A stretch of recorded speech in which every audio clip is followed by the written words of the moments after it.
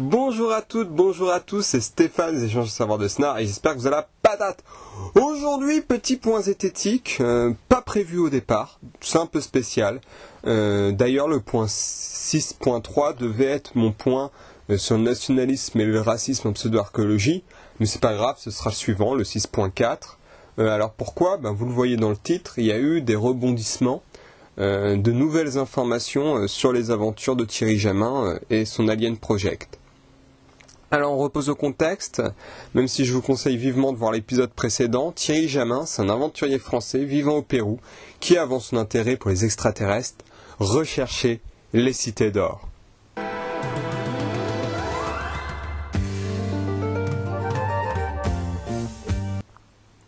Alors, certains ont mal réagi.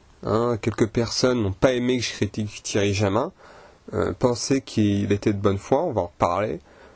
Donc on va quand même parler des nouvelles informations qu'on a sur l'Alien Project, en deux parties, de nouvelles analyses sur les momies de Nazca, et puis enfin les révélations qui ont été faites sur le mystérieux Mario.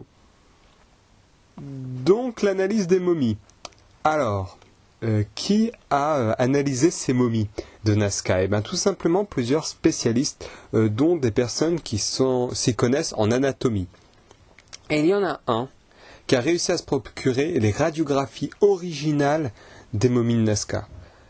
Et je ne sais pas comment il a fait, c'est très fort, parce que personne n'avait réussi à s'y procurer, et lui il a réussi. Mais cette personne a quelque chose de particulier. Il croit aux extraterrestres humanoïdes. Il croit que ces extraterrestres existent.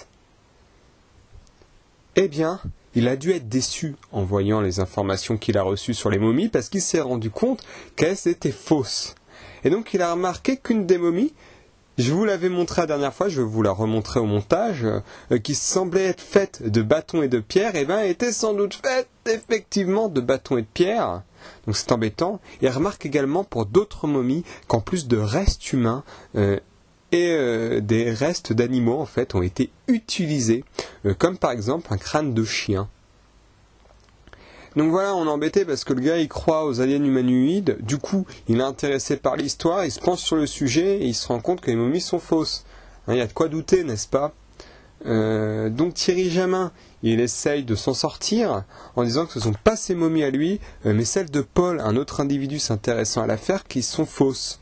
Pourtant, Thierry Jamin les a utilisés pour vanter l'Alien Project et pour obtenir l'argent des abonnés via Ulule, mais que les siennes, par contre, à lui, sont vraies.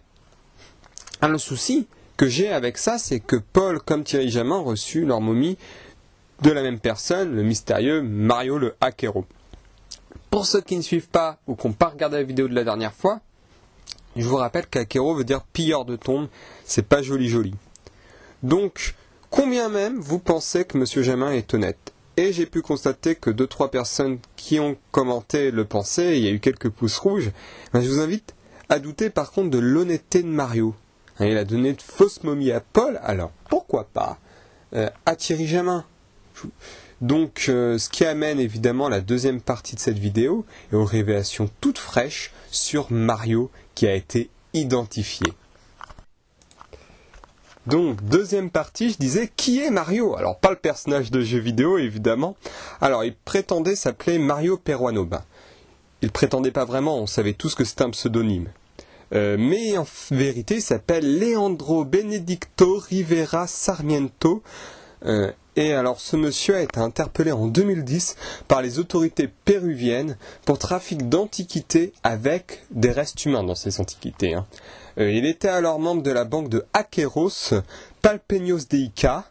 Donc je vous mets les liens en description. Attention, certains liens sont en espagnol.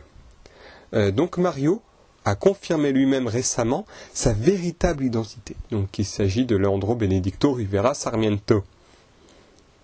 Donc, voilà, l'honnêteté, on savait, de cet individu est douteuse, mais alors je conteste pas seulement l'honnêteté de Mario, mais je commence à douter sérieusement de celle de Thierry Jamin, parce qu'il a prétendu que seul Mario et ses amis ont eu accès à la grotte où se trouvaient les momies.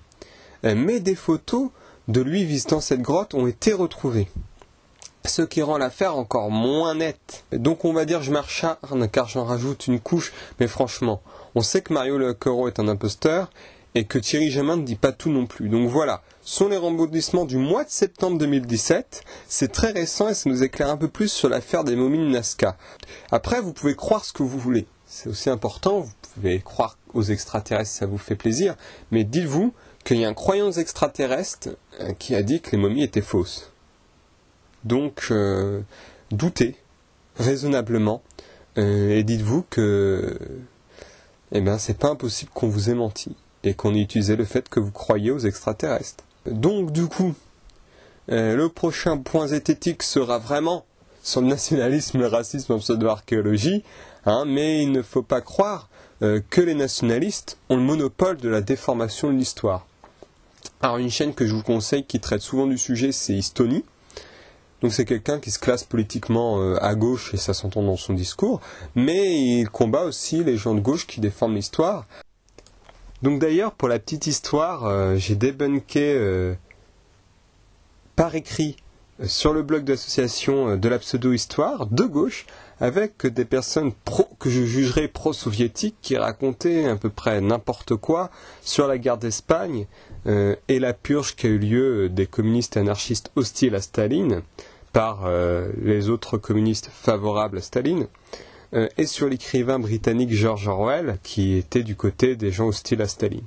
Donc je vous mets le lien de l'article en description qui se trouve sur le blog d'association donc. Et voilà, ce point zététique était un peu plus court, mais il y avait des éléments quand même nouveaux que je voulais partager avec vous, assez instructifs quand même.